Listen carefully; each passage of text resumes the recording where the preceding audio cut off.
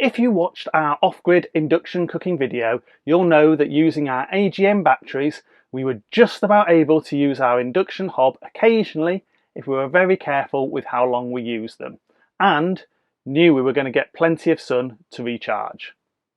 Well, we took the leap from AGM to lithium iron phosphate, or LiFePO4, thanks to this 160 ampere hour battery from Roamer. If you're looking for a gift for others or even yourself, check out our Kingavon UK shop, where we have a selection of unique gifts from t-shirts to laser engraved items with your choice of 4 van life slogans and a personalisation. We personalise everything ourselves to make sure you get exactly what you want. We can even produce totally unique customised designs from your images. Visit us at explorevan.uk/shop. So why did we decide to go with a lithium battery? Well, they are better suited than traditional leisure batteries for high current applications like running induction hobs, microwaves and kettles through an inverter. They're also able to absorb current faster, meaning they can recharge quicker. Unlike AGM and sealed lead acid that don't like to be used below 50%, you are able to use near their full capacity without damaging them. They can deliver a high number of cycles in their lifetime and are smaller and lighter than equivalent traditional leisure batteries. And having built-in monitoring, management and protection systems, they're easier to use. They are of course more expensive and you have to be aware of how they perform in cold temperatures, but we decided they had now got to a price where their benefits outweighed these. So why did we pick Roamer? Well, when we mentioned in a previous video that we were considering looking at lithium batteries, 2 subscribers contacted us to recommend them, which is a great endorsement. When comparing to other suppliers, we liked that they had a wide range of models from 100 to 460 ampere hours using grade A+ matched cells for their batteries. They come with Bluetooth and their own app as standard, and as a company set up by a husband and wife team based in Yorkshire, they have real life experience of van life and were able to provide great advice and support, not only before we bought, but also helping us to quickly set up our solar controller to suit the new battery. And their views on continuous improvement of their own app, safety approvals and 10-year warranty offered peace of mind. So let's take a look at what we got. We went with the 160 ampere battery, and when it arrived we got some sweets that went down well with the kids, some stickers and the paperwork. The battery itself and 2 different lengths of terminal screws. On top of the battery is a QR code which takes you straight to the comprehensive installation guide. Our old C-Tech mains charger didn't have a lithium battery profile, so we upgraded to a Victron Blue Smart Charger. The installation process was relatively simple, removing our old AGM battery, which as you can see had solid battery posts, which meant we needed to add terminal lugs to our cables ready for connection to the new battery.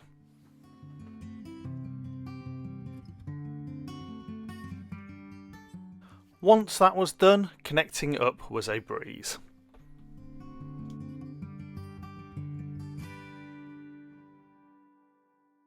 We then used the information provided to us by Roamer to set the parameters on our solar controller.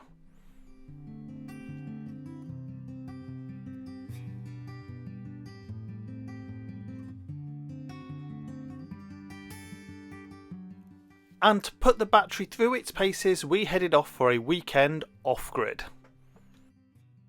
After making sure the battery was fully charged, we unplugged the mains. We also made a note of our solar readings so that we could see how much our 250 watt panel put back in.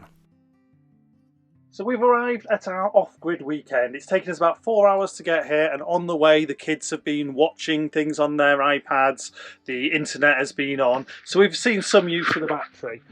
As you can see, we're down to 96%, so 153 ampere hours remaining, and the background usage at the moment is around 2 amps.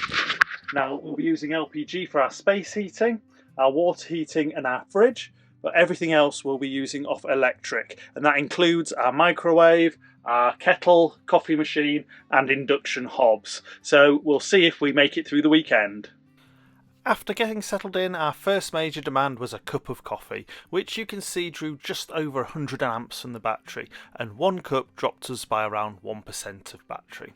By the time we settled down to bed, having had 2 cups of coffee, watched TV for about 3 hours, and the microwave run for about a minute to warm milk, the battery was down to 88%.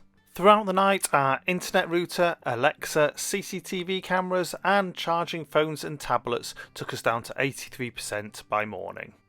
Though it was a nice morning, looking at the skies suggested we weren't going to get too much solar assistance to top up the battery. But we cracked on with our day with our first cups of coffee using warm milk heated in the microwave. Then after making the coffees and other odds and sods for breakfast, we ended up at 79%. We were then away from the van until late afternoon when we checked how much solar we had gathered, which was 0.33 kilowatts, which had recovered the battery up to 86%. Remembering that all day our Wi-Fi, CCTV and Alexa had been on using power. In the evening, as we were catering for coffee, tea and hot chocolate for a few more people, we moved to the kettle, which needed around 70 amps from the battery. Throughout the evening, we used the kettle to boil around 2 litres of water and the microwave for a total of around 10 minutes to reheat chili and jacket potatoes and beans, and later in the evening, again, we used the TV for around 3 hours, leaving us at bedtime on Saturday night at 55% of battery power remaining. With our normal background usage through the night again, that was down to 49% by the morning. We then went on to cook breakfast outside using our induction hob, which wasn't an easy task given the air temperature was pretty chilly. And having cooked 4 of these yummy bacon and egg McMuffins and some cups of coffee, we were down to 27%. Throughout the day, with the solar helping to top things up, but then 5 minutes of microwave and a couple of coffees at lunchtime, by the time we were heading home, we were still at 27%, which dropped to 26% by the time we got home, 4 hours later. Checking the solar, we can see we had a little bit more help today with 0.4 kilowatts gained.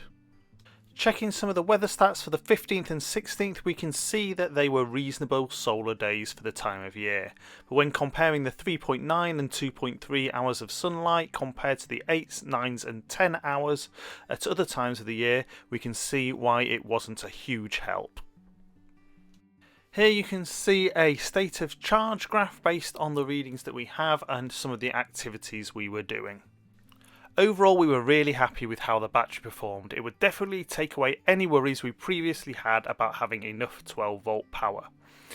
Whilst with only 160 ampere hours, it wouldn't fully move us to off-grid electrical power for cooking on longer trips, especially in autumn and winter, it does mean we can have the convenience of an electric kettle, coffee machine, microwave and induction hob on shorter trips, or used in conjunction with our LPG hob on longer trips. We found the app great for keeping track of our usage. We did find the Android version maintained its connection better if you wanted to continuously monitor the battery, as the iOS one occasionally dropped connection, but reopening the app soon had it reconnected. Having chatted to Roamer, they are already working on a new version of the app, which hopefully will improve this. Thanks for watching our video, and as always, if you have any questions or feedback, please pop them in the comments below. If you find the video useful, please like, share and consider subscribing.